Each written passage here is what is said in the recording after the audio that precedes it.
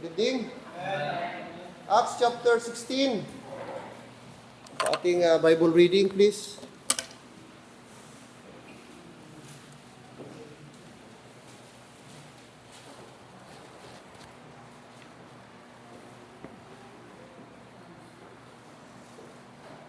Acts 16, verse number 9.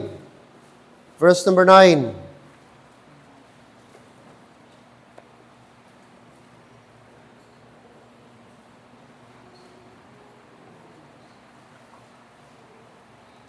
Verse number 9.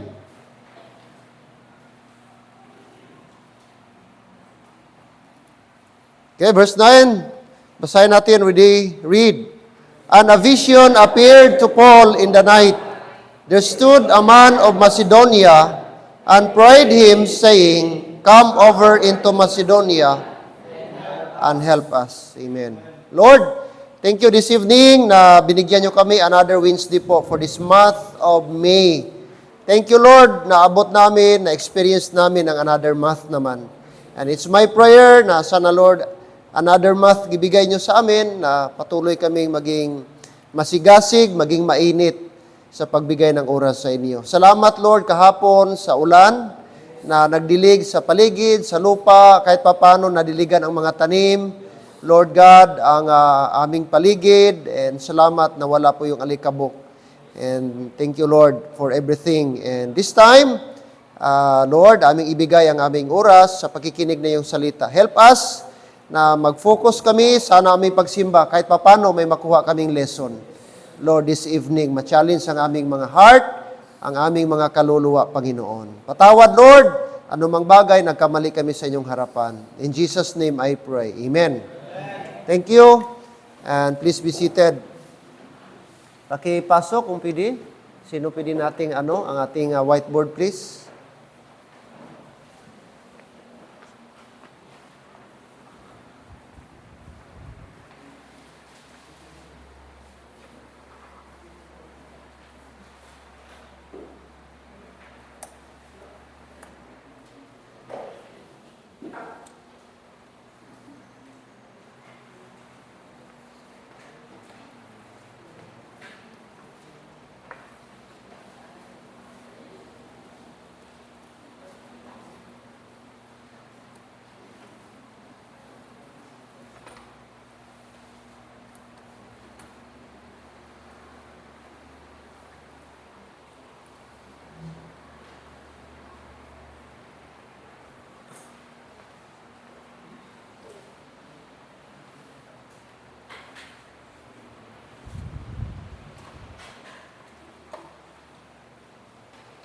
Okay, thank you, Brother Jonathan.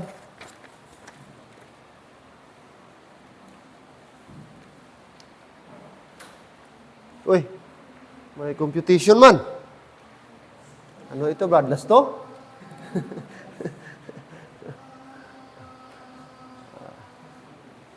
Saan ang ating whiteboard? Tawag dito?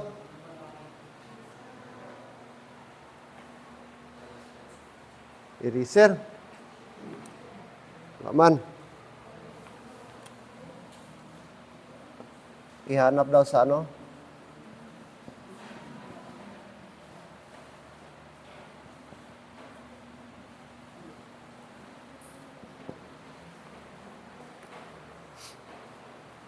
Now, chapter 16, ito po yung story about sa second missionary journey ni Apostle Paul. Alam niyo po, 4 po yung missionary journey ni Paul. Overall, bago po siya namatay. So, chapter 16, record po ito sa kanyang second missionary journey. At ang nag-record po nito, 2 po, si Luke at saka si Timothy. Alright? Now, let's go to chapter 1, verse 1. Sabi po ng chapter 16, Then came he to Derbe, si Paul, and Lystra, and behold, a certain disciple was there, named Timotheus. Ito si Timothy. So, meron siyang disciple, si Paul, ang pangalan si Timotheus, the son of a certain woman, which was a Jewish, and believed, but his father was a Greek. So, ang mama po ni Timothy is a Jewish. Ang papa niya is a Greek. So, half po siya Hudyo, half Greek. itong si Timothy, which was well reported of by the brethren that were at Lystra and Iconium. So ito po yung record. Now this time, nag-revisit po si Paul. Nakapunta na po siya before, and this time, gibisitahan niya uli yung mga na-convert nung una sa pagpunta po nila. And this time, nung habang doon po sila, verse number 6 and 7, and Paul, nag-establish sila ng mga churches, yung mga bagong convert, verse 5, and so were the churches established in the faith and increase in number daily. So makita mo po yung there is a massive or mass conversion. Maraming na-save, maraming turn to Jesus, nag-believe sa kanilang sa gospel. At in fact, dumadami po yung nadadagdag ng mga Christians. At sabi ng Bible, verse 5, increase in number daily. Okay, what a blessing. And verse number 6, dito natin makita, may plano po si Paul. Now when they had gone throughout Phrygia and the region of Galatia, and were forbidden of the Holy Ghost to preach the word in Asia, after they were come to Mysia, they essayed to go in Bithynia, but the Spirit suffered them not. So dito po, may plano si Paul na mag-increase pa, magpunta pa sa ibang lugar, para doon mag-preach ng gospel, magturo po, mangaral ng ebanghelyo. However, ang Holy Spirit, mga kapatid, nag-ano po sa kanila, hindi po nag-allow. Alright? Sabi po ng Holy Spirit na stop muna. Sometimes, may mga plano tayo, pero minsan ginahinder ni Lord. Amen? Kasi alam ng Panginoong Diyos na may magandang plano po siya para sa atin. Ang ating minsan, gusto natin ito, pero iba ang perspective, iba ang pagtingin, iba ang nakita ng Panginoon. Hindi naman masama ang plano ni Paul, kasi si Paul gusto niya magpunta pa sa ibang province, magpunta sa ibang lugar. Pero sabi ng verse number 6, and now when they had gone throughout Phrygia and the region of Galatia, and were forbidden. No, take note the word forbidden. Pinagbawalan sila of the Holy Ghost, that is the Holy Spirit, to preach the word in Asia. So bawal sila muna mag-preach doon. And after they were come to Mysia, they essayed to go Bithynia. So instead sa Mysia, sa Bithynia sila. But the Spirit suffered them not. Hindi po nag-allow, mga kapatid. And then verse number 8, so ang pinuntahan nila, punta sila sa Troas. Instead sa Mysia sila, sa Troas po sila pumunta. And they passing by Mysia and came down to Troas. So while doon siya sa Troas, what happened? Verse number 9, and a vision appeared to Paul in the night. There stood a man of Macedonia and prayed him, saying, come over into Macedonia and help us. Alright? So, mayroong mga bagay na ating makita. Number 1, mga kapatid, ni Paul. First is, okay, the vision he saw. The vision he saw. So, while doon siya sa Troas, naghihintay ng further instruction ng Holy Spirit, sabi ng Holy Spirit, Paul, istipot ka muna dyan, huwag ka munang pumunta sa ibang lugar, diyan ka mag-antay ng instruction. Suddenly, nung gabi noon, siguro gusto nang matulog ni Paul, bigla lang po, may vision. Yung vision, gising siya, hindi po ito dream, talagang gising si Paul. Tapos bigla niyang nakita na may tao na tumatawag. At ang kanilang cry, ang kanilang, sabi ng verse 9, ang kanilang appeal, a vision appeared to Paul in the night.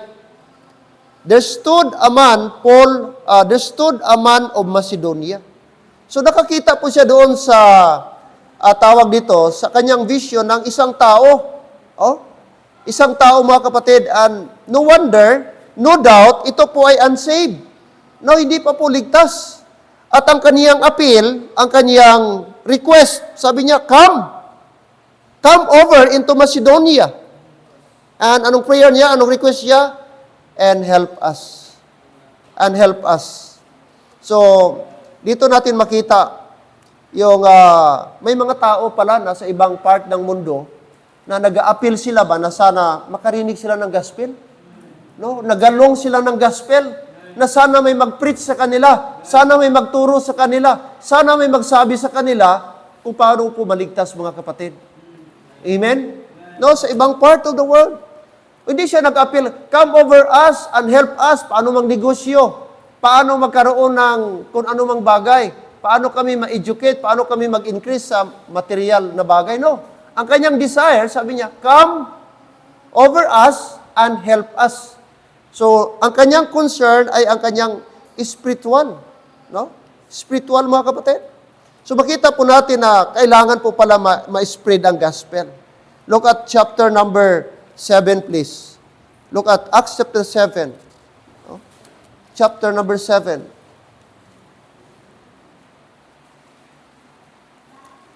Chapter 7, verse 55. According to verse number 55. No?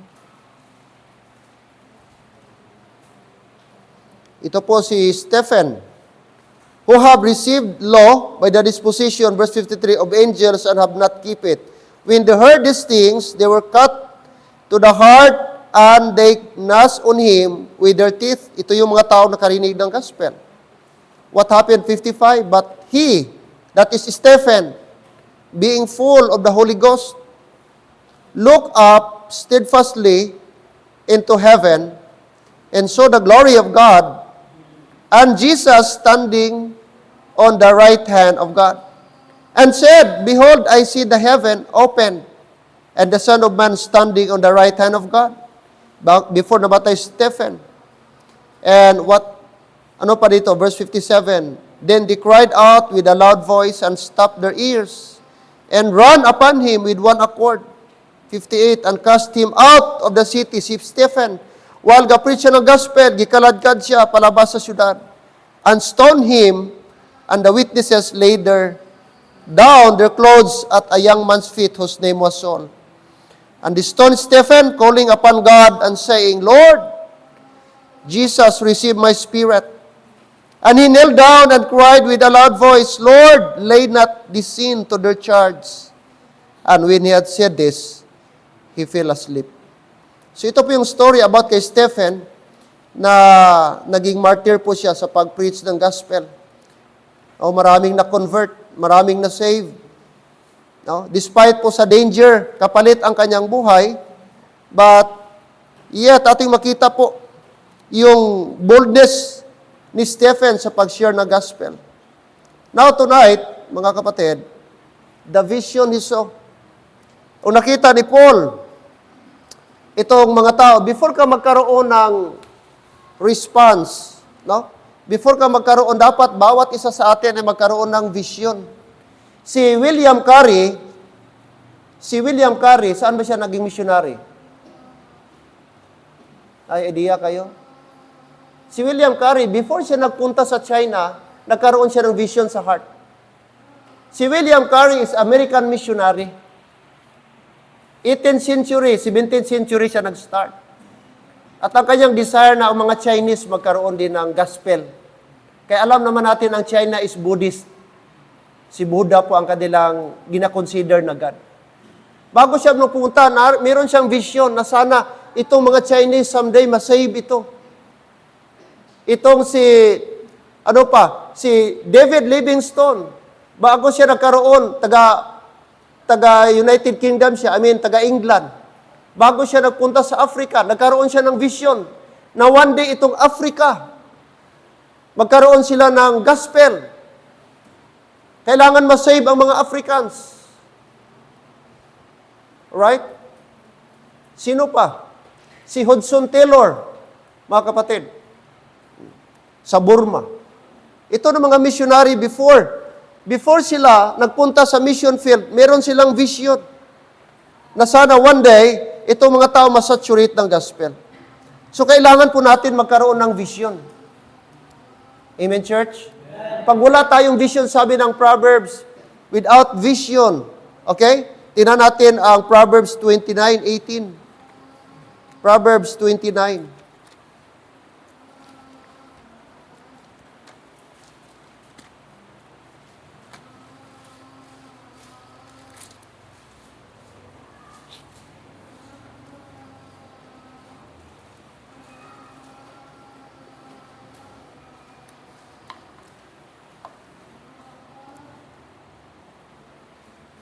29:18, where there is no vision, the people, what?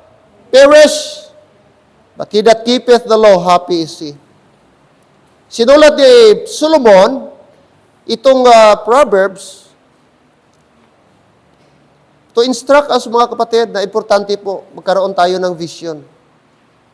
Okay? Ang marble ngayon, parami ng parami ang mga tao. But you know what? Ang danger din, parami ng parami ang mga criminals. Parami ng parami ang mga masasama. Parami ng parami ang mga tao na mga lawless. Lately lang, may pinatay sa topi, kolektor.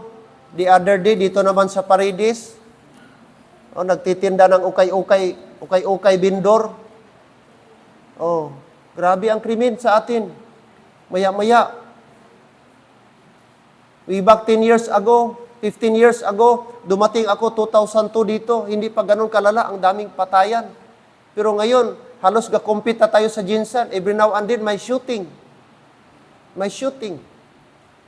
Now, kung wala tayong gagawin na soul winning, saturation, paano ma-convert ang mga tao sa Christianity? Paano nila makilala ang Panginoon? Amen? Kailangan tayo magkaroon ng vision na sana isaturate natin ang marble. Ipagpatuloy natin ang soul winning. Amen? I hope bawat isa magkaroon tayo ng vision. Katulad sa mga missionary nung unang panahon. Okay? Sa ating lugar, sa ating purok. Not only he saw the vision, pangalawa,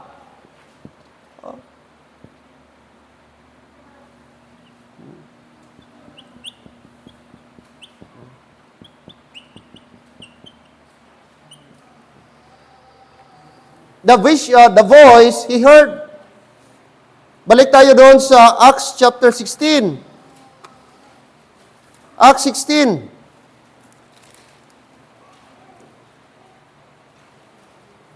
Verse 9. And a vision appeared to Paul in the night. There stood a man of Macedonia and prayed him, asking him, anong sabi? Saying, come over into Macedonia and help us. So verse number 9 tells us that Paul not only saw a man, but that man spoke to him indeed. He pleaded with him, saying, come over us. Nag-appeal itong taong ito. Nag-plead siya. Okay? Ano ang kanyang appeal? Sabi niya, come over into Macedonia. Doon sa tao, nagasumamo yung tao, naga-request yung tao doon sa vision, please, come over us. Come over into Macedonia and help us. Meaning may mga tao, mga kapatid, na nag-seek ng help. Asking for help. Asking for help. Anong gagawin mo pag may tao na nasusunog yung bahay? Tapos may tao na na-trap doon. Anong gagawin mo pag may nakita ka taong nalulunod? Hello, amen? Anong ang instinct mo? Di ba? In any way, sa anumang paraan, ang instinct natin, gusto nating tumulong. Hindi tayo, alam niyo po, yung nakakita ka ng tao na mamatay tapos wala kang magawa, di ba grabe yung konsensya mo? Na di mo man lang siya wala ka man lang effort, o kung kahit nag-effort ka pa, pero di mo siya nasagip, di mo siya nasalba, ano pa rin, parang cargo di konsensya mo pa rin, forever mo yung babaunin na, grabe, nakita ko, namatay siya, natrap sa bahay, tapos wala akong magawa, wala akong naitulong sa kanya hanggang natusta siya. Di ba grabe yung, hello, amen? Grabe yung feeling, no?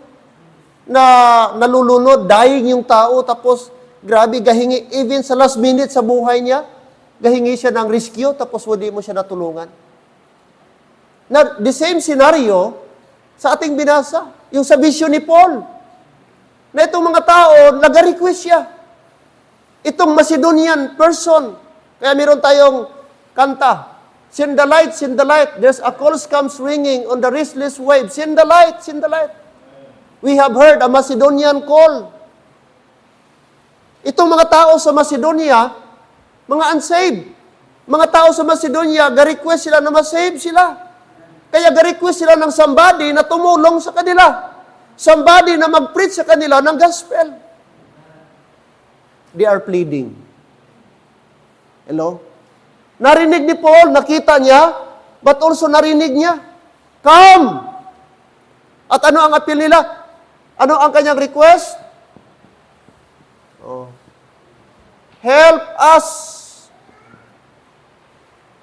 Come over into Macedonia. Help us.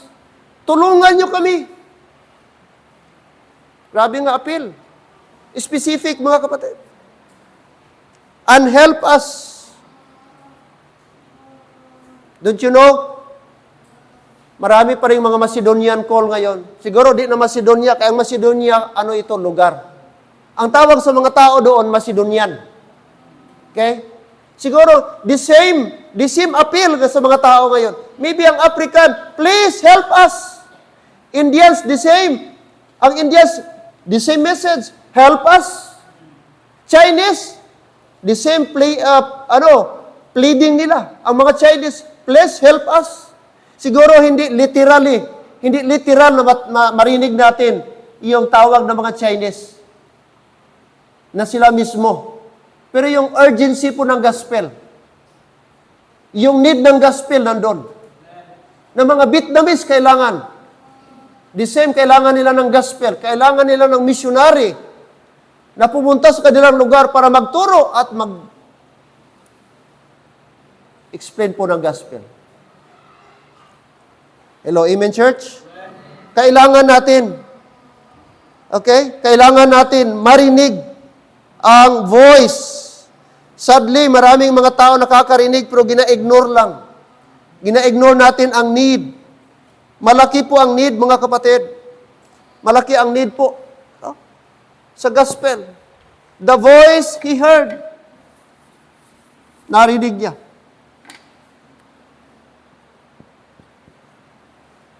Then what else ating makita?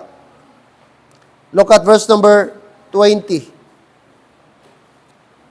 Verse number 20.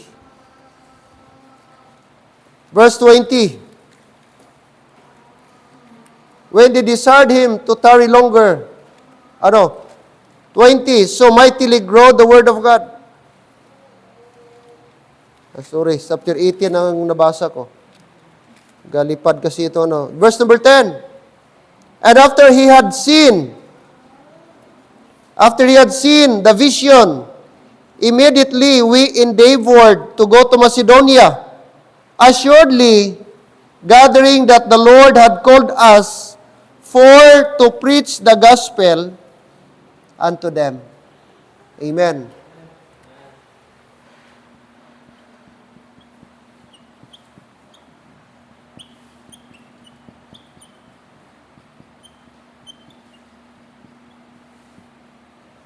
The vision, the voice, the third one, the vocation. Ano yung vocation? Pag nagpari ka, tawag ng vocation. Pag magpastor ka, that is vocation. What is vocation?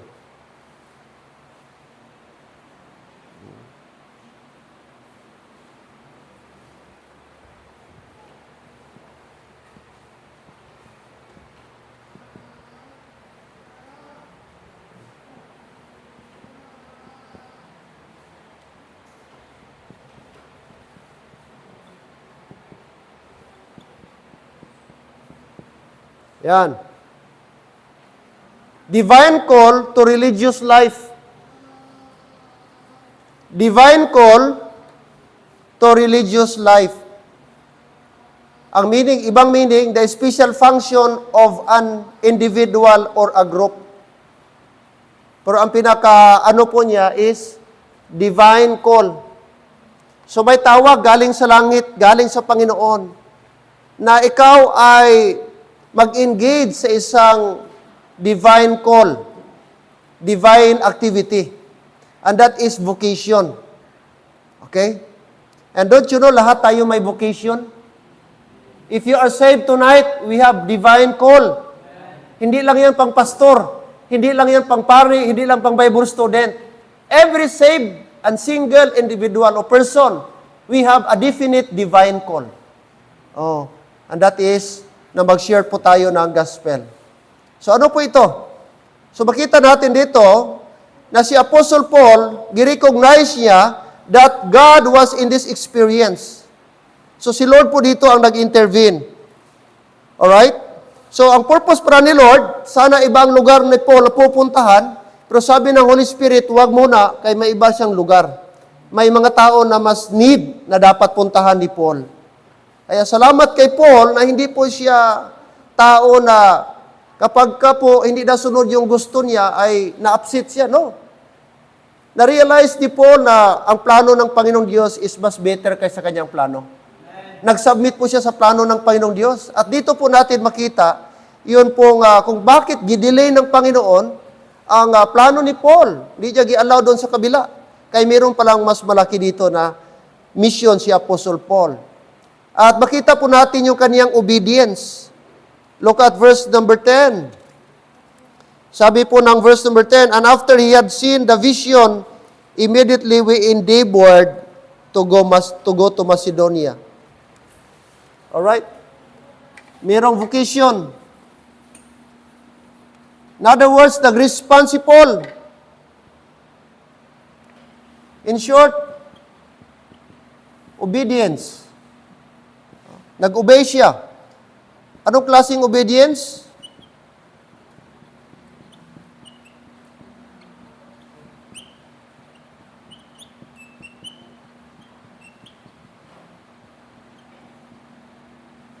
Okay.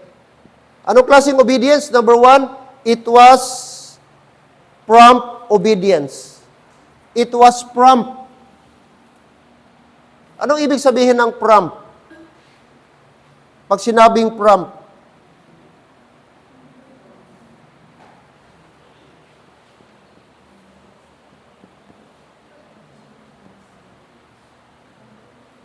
perform, anong klase? Readily and what? Immediately. So, anong klase ang gusto ng Panginoon pala sa atin na ang ating pag-obey dapat readily and immediately?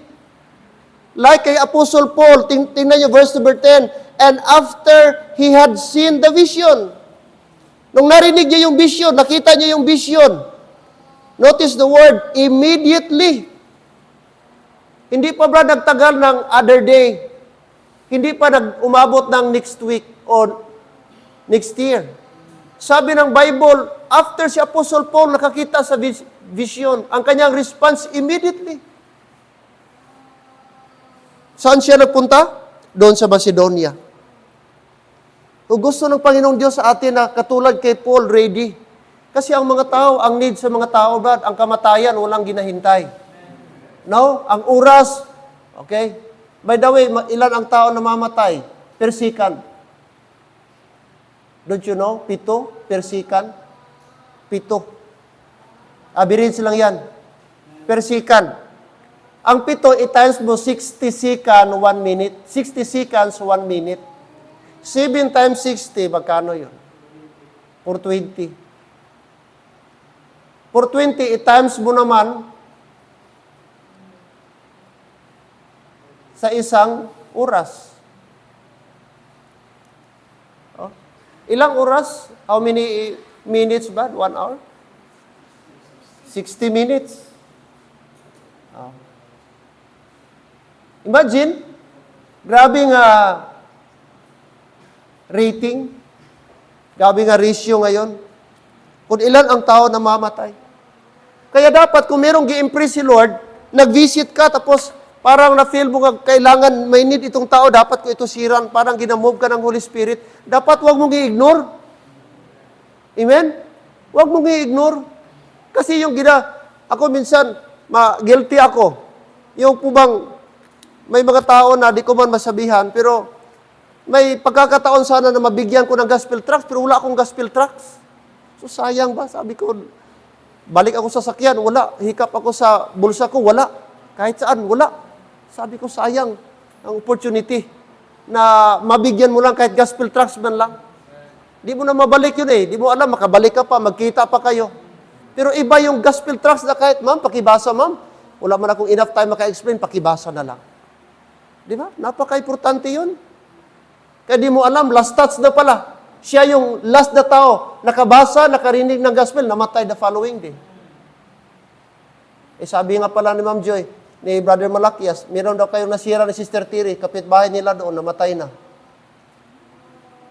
Yung dyan marapit sa kanila, yung matanda na may sakit, o nasira ng gospel, nasa Subiri na ngayon.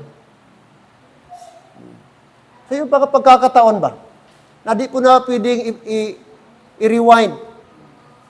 Kaya dapat ang ating response as Christian, kung may i-impress si Lord, may utos si Lord, dapat prompt obedience. Like kay Paul, di na siya naghintay ng sign, di na siya naghintay kung ano pang instruction.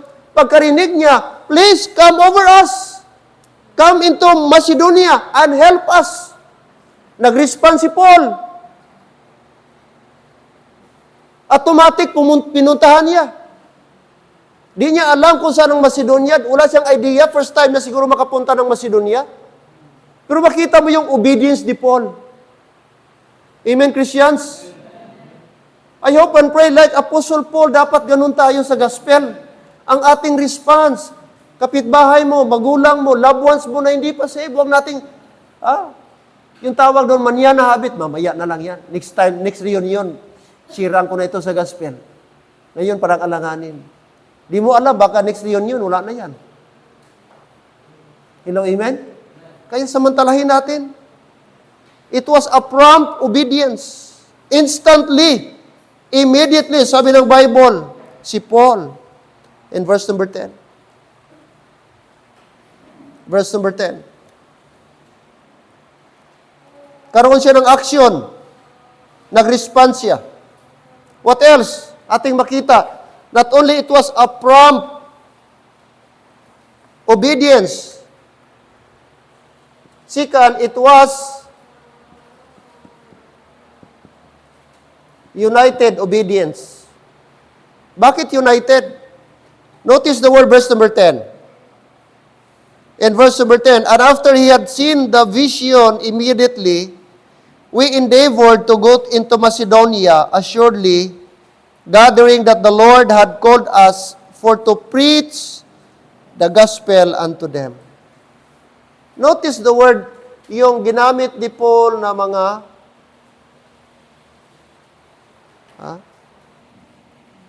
yung mga pronouns ba? Anong ginamit niya? We and us. We and us. Si Paul lang nakakita sa vision, tama? Siya lang pinakitaan ng vision. Pero nung nakita niya yung vision, na may tao na nagsusumigaw, naghahingi ng tulong, taga Macedonia, yung vision, gishare niya sa mga kulig niya. Gishare niya sa mga kasama niya. At nung narinig ng mga kasama niya, praise the Lord, nag-agree yung kasama niya, naintindihan ng mga colleagues niya, yung mga fellow Christian niya, tapos nag-agree sila na puntahan nila ang Macedonia. Tulungan nila si Paul, samahan nila si Paul. Meaning, hindi lang ito effort ni Paul, kundi collective effort ng church. Hello, amen? Minsan si Lord mag-impress sa isang tao, sa isang pastor, tapos ang vision, ang desire ng pastor, ipasa sa mga members sa church. Sana ang mga membro, ang response ng mga member, the same. No? Na kung ano man yan, at maganda yan, at godly yan, suportahan natin. We. Anong ginamit niya? Endeavor. Nag-effort sila. Meron silang ginawa. Sabi ng verse 10, and after he had seen the vision, immediately we endeavored to go into Macedonia. Siguro yung iba na hindi makapunta doon sa Macedonia, maybe nagtulong sila mga material things habang pabiyahe sila Paul, Paul, ito yung dalhin, pabaon namin sa inyo. Siguro yung iba nagpadala ng pera, maybe yung iba, mga material na magamit nila habang magbiyahe sila papunta ng Macedonia. Di ba napakaganda?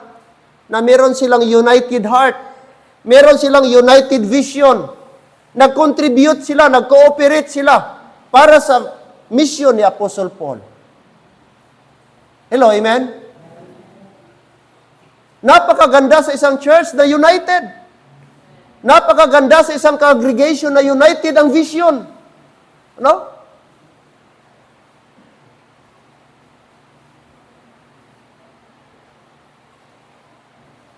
Iisa ang kanilang desire, iisa ang kanilang goal na ma-reach out ang mga Macedonian believer, ang mga Macedonian people. Right? United. Dapat when it comes to gospel or reaching, mga kapatid, or evangelism, dapat united tayo. Dapat mga nanay, kung hindi pa kayo nag-engage sa soul winning, dapat i-pray ninyo na maka-soul winning kayo bago malang matapos ang 2024. Maraming mga nanay dapat i-follow up, di kaya nila Ninang Neri, nila Ma'am Joy, nila Charlene lang ang pag-visit sa Saturday. In fact, kulang ang time. Isang bahay pa lang, 2 bahay lang mabisitahan. Okay? Samantala kung maraming naga-involve, maraming naga-engage. Okay, di ba? Napakaganda. Marami tayong ma-reach out. Marami tayong ma-follow up. Amen? Yes. Sharo once a month lang. Kahit kung busy ka man, kahit mag-set aside ka once a month. Kung di mo kaya weekly, every Saturday, once a month. At least meron kang gidesire, naglaan ka ng time, nag-devote ka ng time para sa soul winning, para sa evangelism. Nakakahiya someday, tatayo tayo sa judgment day ng Panginoong Diyos, wala man lang tayong gigawa para sa evangelism. Di ba? Nakakahiya sa Panginoon yan. Binigyan ka ng ilang taon sa mundo, giligtas ka ng Panginoong Diyos, binayaran ang kasalanan mo, buhay ni Lord ang kapalit at dugo. Pero wala ka man lang ginawa para sa Kanya. About soul winning and witnessing. Wag sana daw. Wag sana Christian. Amen? Like kay Paul. Automatically, mga kapatid, right there and there, nag-respond siya immediately. And then, nag-labor sila. Nag-endeavor sila. Meaning, nag-cooperate sila, mga kapatid. Alright? Ano pa? Pangatlo.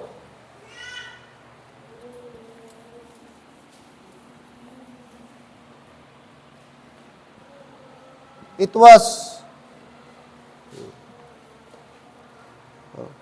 verse 10 again, ating makita.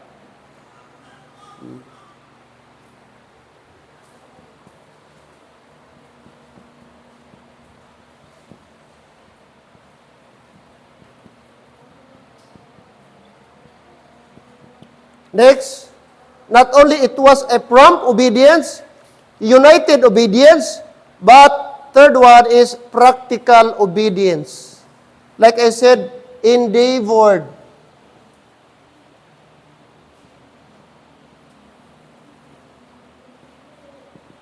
Endeavored to go. Endeavored to go. That means, talagang giplano nila. Oh, nagplano. Intention. They intend. Okay?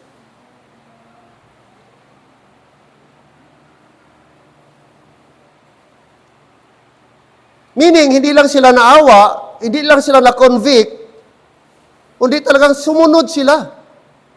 Nag-obey sila, nag-respond sila sa panawagan. No? Sa panawagan, itong sa vision kay Paul. Nag-effort sila. Pumunta sila doon sa mission field. Hindi lang sila nagpadala ng something or message or whatever, but sila mismo, yung ating makita sila Paul.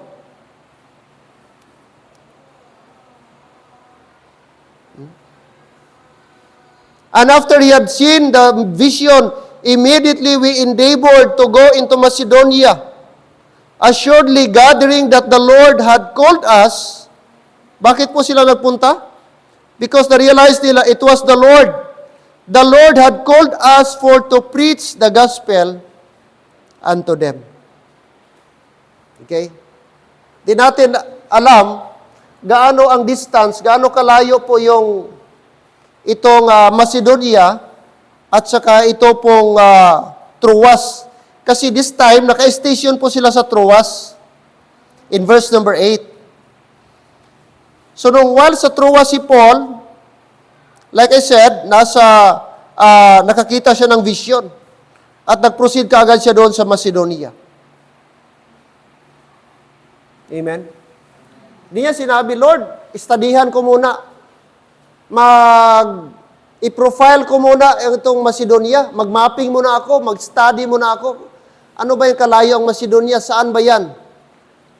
Ilang days ba yan i-travel? At alam naman natin nung una, mahirap ang pag-travel. Hindi katulad ngayon na may airplane na. Tapos nung una, ang barko wala pang engine. Purely yung sail lang, yung itutulak lang siya ng hangin. Oh. Kahit malapit lang, pero it takes weeks and weeks bago makarating kasi dependent sila sa hangin. Ganon ang pag-travel nung unang panahon. Dangerous pa ang pag-travel. Alright? Pero makita mo yung response ni Paul, mga kapatid. Ang kanyang pagsunod sa Panginoon. And what else? Sabi ng Bible. Okay?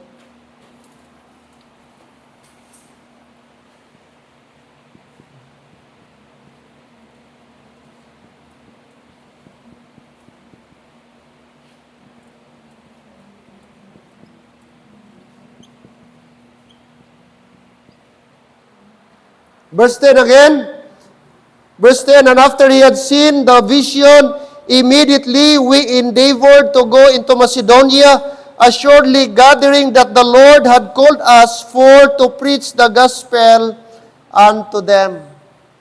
Anong pangapat? Purposeful obedience. Ano ang purpose nila? Bakit sila pumunta sa Macedonia? Para maging tourist? Ha? Para kung anong mga tourist spot doon, puntahan nila, tingnan nila. Anong purpose? For to preach the gospel. Amen? Isa lang ang goal nila, to preach the gospel. Wala silang ibang purpose. Bakit sila nandoon?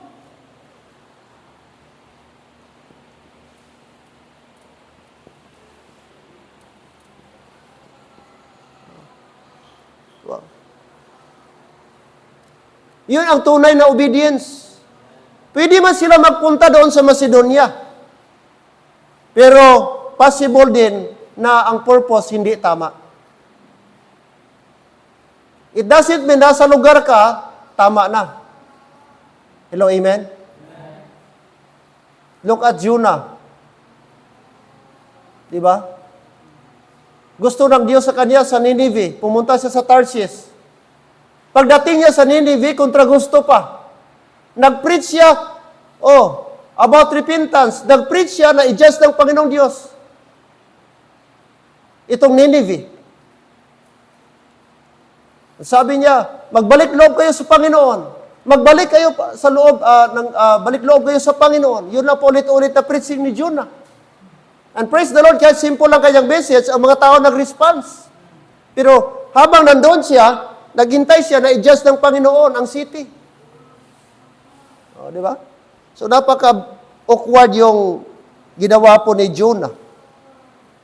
So, sa atin, dapat purposeful. May purpose. At dapat ma-serve ang purpose. Kung tinawag ka ng Diyos, may assignment si Lord, may mission si Lord, ipagawa sa iyo, dapat ma-serve po ang purpose. Amen? 1 Corinthians 9:16. 1 Corinthians chapter 9, verse 16.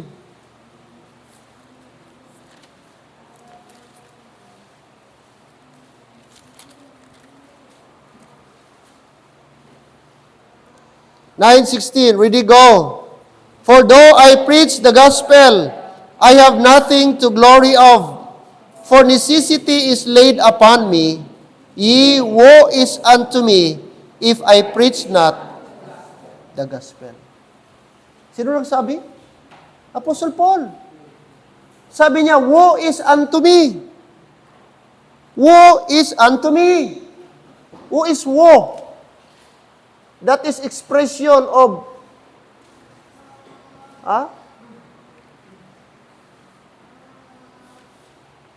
yung disgrace ba? Kung sa atin pa, misluck, misfortune. Yan ang ginamit ni Paul. Sa Cebuano pa, alaot ako. Woe unto me. Giconsider ni Paul na debtor siya. Giconsider ni Paul na may obligation siya na dapat niyang gampanan. Amen, Christians? And same way sa atin. Woe is unto us if we preach not the gospel. Amen. Anong sabi ng Romans 1:16? Sinong naka-memorize? Romans 1:16, dapat alam natin yan. No?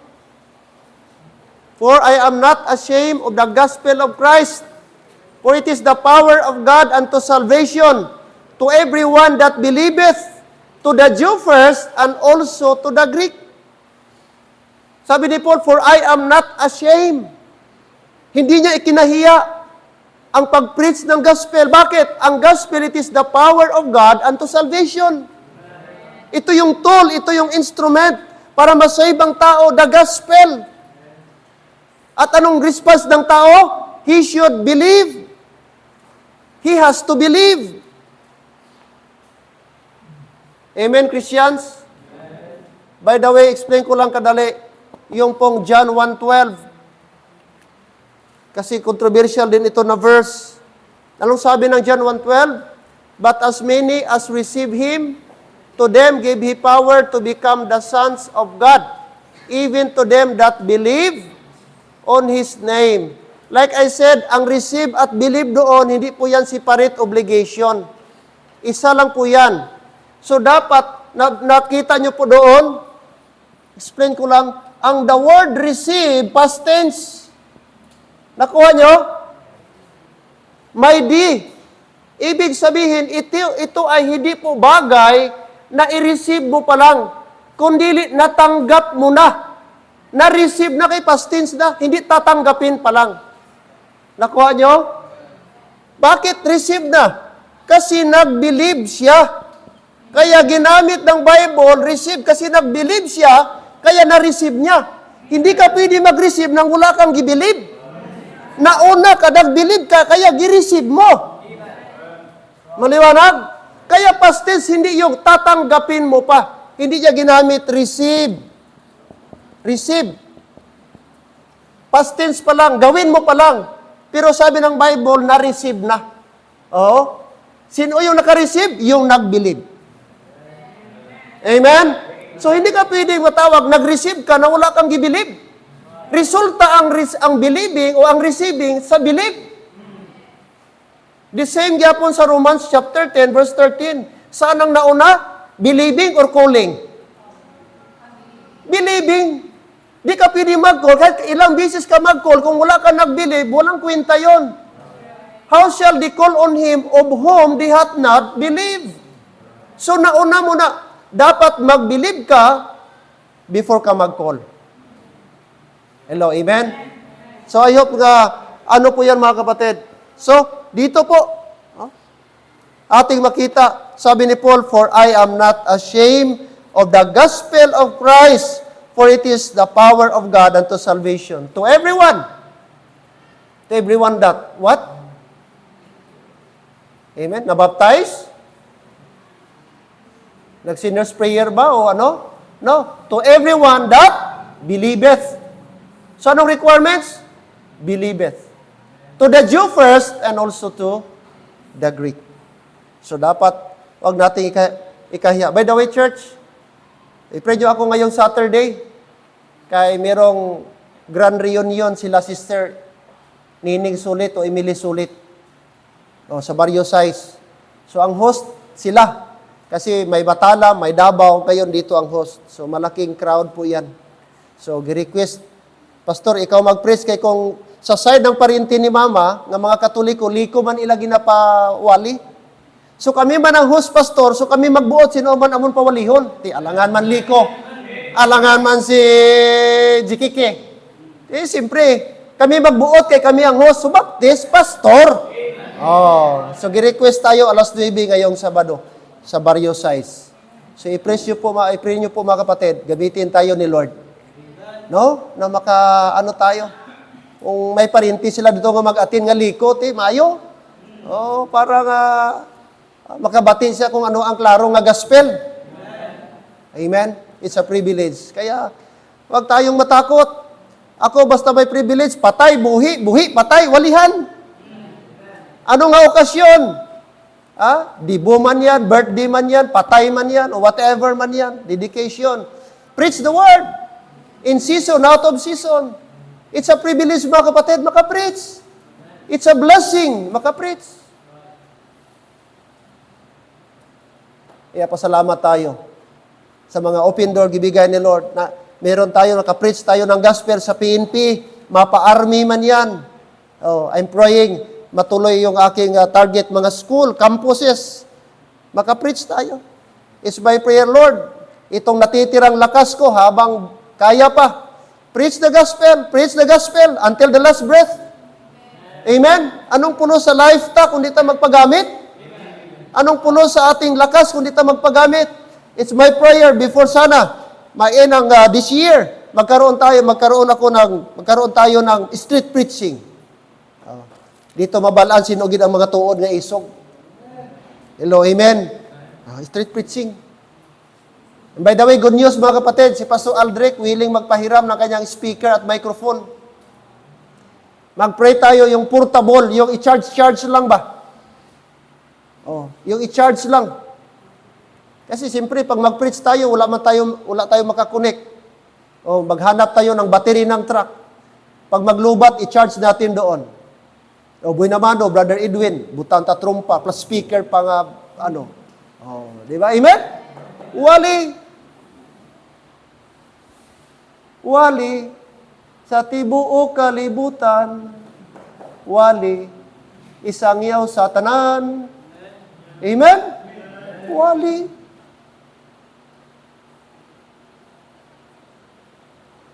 Blessing man yan ba kung may patay, pero mas maganda yung buhay din? No? Makawali din tayo sa mga buhay. Purposeful. Estudyante, gilagay ka dyan sa school, may purpose po yan. Kung kiin ka man, Barrio Size ka, bakong ko, may purpose po yan.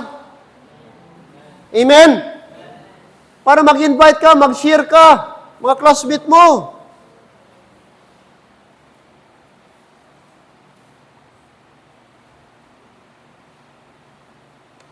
Thus, the apostle not only saw a vision and heard a voice, but he gladly accepted God's holy vocation and stepped out in faith and complete obedience. Mga kapatid, what a blessing. Like I said, meron tayong vocation.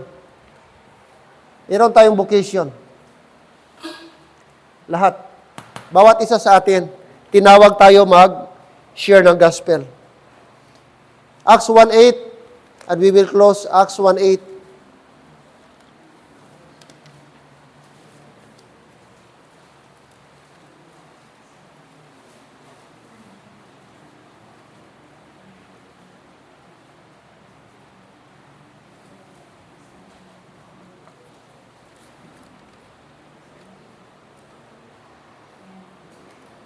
Acts 1:8, ready, go. But ye shall receive power after that the Holy Ghost is come upon you, and ye shall be witnesses unto me both in Jerusalem and in all Judea and in Samaria and unto the uttermost part of the earth. Take note, hindi lang po ito, giutusan sila. Yung mga apostol ni Jesus Christ na maging witness sila. Take note, may mga places siya gi-mention.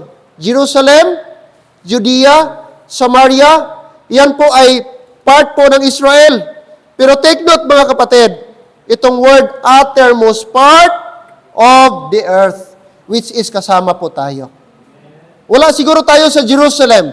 Wala siguro tayo ngayon sa Judea. Wala tayo sa Samaria. Pero nabilong tayo sa uttermost part of the earth. That's why kasama po tayo dito. Anong gawin natin? Tayo po ay mga witness. Sabi ni Lord, gawin ko kayong mga saksi. Hindi mga siksi. Saksi. Hello, amen? Saksi. Kita ang matuod nga saksi. Amo ni ang baptist nga saksi. Kaya nakasaksi ta, nakawitness ta sa matuod nga gospel. Nakawitness ta sa real and true salvation. Amen? So dapat mag-witness ta, hindi magmarites, mag-witness. Amen. Ano ang aton i-share? Gospel, hindi gossip. Gospel. Harap pa ta? Maybe tonight, before I close, meron ka ding Macedonian na relative nga ang prayer, come unto us and help us. Amen? Relative mo. Nga dito pagaluhod-luhod kay Maria. Dito pa kay Nazareno, kay Santo Niño, kay Santo Nila. O sino pa yung mga santo nila. Amen? Let's share the gospel. Like Apostle Paul, huwag tayong matakot, huwag tayong mahiya. For it is the power of God unto salvation. The Macedonian cry. Anong prayer niya, Brad? Come unto us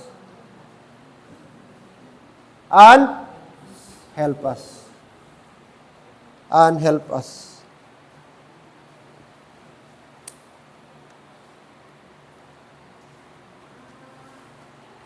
I like the song, So Little Time. Amen? So little time, the harvest will be over. No? Hindi forever ang harvest time.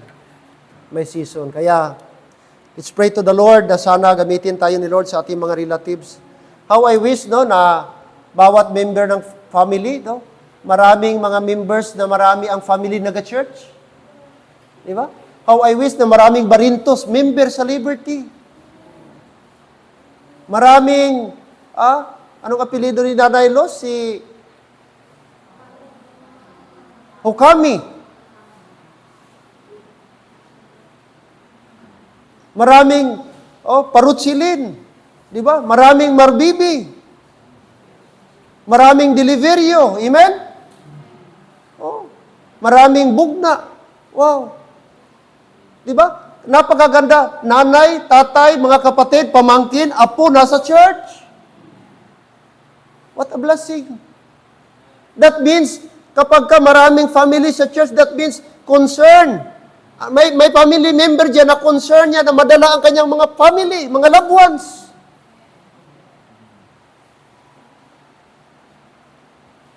I believe may mga, lalo na ito si Brother Jobin, maraming barrios dyan sa Barrio Otso. Sana hindi lang isang barrios ang makristiyan. Dapat gamitin si Brother Jobin na may another barrios masave, another barrios masave, another Boy Banting masave. Siguro hindi man mga relatives natin, hindi man lahat pareho ng apelido natin, either sa side ng nanay mo, aside sa side ng tatay mo, but the fact is, relative natin, kadugo natin. What a blessing. Amen? Sabi mo, pamangkin, kasama ko ito sa church. Pagkaisa ko, upod kami sa church. Ugangan ko, ara sa church. Utod ko, ara sa church. Amen.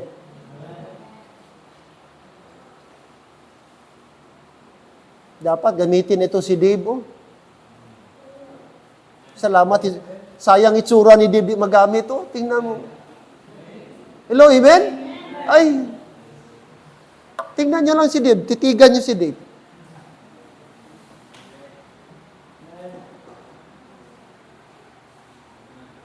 Sana gamitin tayo ni Lord. Amen? Hindi ba nitsura natin ang ating testimony? testimony natin. How I wish tatay ni Gladys someday makabalik dito mag-church. Amen? Oh, I'm praying sa tatay niya, Brother Eddie. Mga tatay, bisitahan niyo, Brad. I believe, isa sa desire din ni Gladys, mga tatay niya. Pray natin. Masarap kung maraming tatay dito. Maganda kung marami tayong mga tatay. Oh. Amen, mga men? Kaya, Brad, support sa ating visitation every Thursday. Amen? Oo. Let's bow our head kasi meron tayong dedication ngayon na tricycle. Let's all stand, please. I hope and pray may nakuha tayong lesson tonight. Amen? The Macedonian cry, the Macedonian call. Come over us and help us. That's the Macedonian call. Father, we thank you for tonight. We thank you, Lord, sa lesson. And we're happy, Lord, for this day, for tonight. Kasama namin sa aming prayer meeting, Sister Bambam, Brother Jobin. It's our joy makita itong couple na ito. And I pray sa kanilang mga plano, lalo na kay Sister Bambam, tulungan niyo. Kung God's will niyo, Panginoon, na makalabas siya, Lord God, tulungan niyo po siya na maging smooth ang kanyang pag-process.